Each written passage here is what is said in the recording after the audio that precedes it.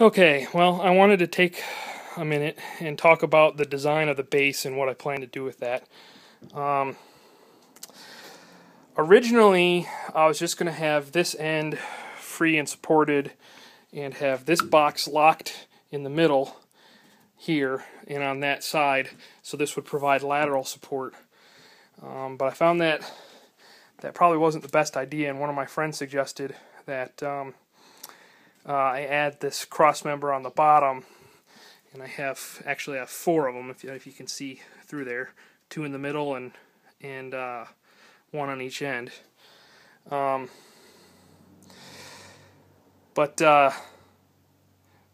Originally I was going to leave this open because I wanted to have as much room to store long jigs as possible, and I don't think this is going to be too bad. It's just going to take a little bit of space away from the long side, and then I'll be able to put shelves in here going across. And so that will allow me to pull them out and easily set them up on the table and get them situated when I want to do stuff like ripping boards or planing edges or what have you with the machine. So try and minimize setup time. And in addition, this wasn't so bad because I know I'm going to have shorter jigs too that won't be the full length, and I can slide them up underneath here. Now, what I decided to do was to lead all the wires to this end, and I'm going to put the control box in this area, and I'll probably put the VFD for the spindle right here as well. And so that's what's going to go in here, but there's also, what you might think is wasted space right now in this box construction. But eventually what I'm going to do is cut out the front here, and I'm going to put slide-in drawers so I can make use of this space effectively. And if there's room on this half, I might get a half set of drawers on that side. And then the space behind here, where behind the box, I haven't really decided what I'm going to do with that yet, but what I probably will end up doing is putting, if I decide to get a water-cooled spindle, I'll mount the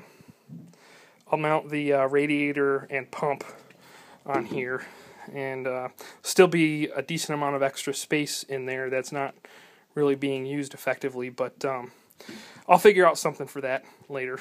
And anyway, I have to say that this base turned out incredibly solid. I just finished this up today, and the last thing that I had to do was get these brackets. Let me see if I can get it to focus there. Get these brackets installed. I made these myself. They sell them from 80/20, but they're like, I think they're $4 a pair or something like that. And I needed a whole lot of them, so what I did is I just bought a 4-foot length of angle bracket and made it myself. It was a lot of work, but it did save quite a bit of money. So anyway, so it's rigidly attached in the middle in the table, and that will help support the weight of the loads and keep these cross members from deflecting when I do my milling. You can see that all that weight gets transmitted through the plywood and through the legs directly to the floor with almost no compliance in the system. So anyway, it's a decent design. I mean, I can shake it, or have my friend shake it, and I really can't see hardly any motion in the thing at all, which is really what you want. So kind of excited about it. This is the last of the mechanical construction that I have to do, except for mounting that electrical box in the VFD and getting the spindle in the spindle mount.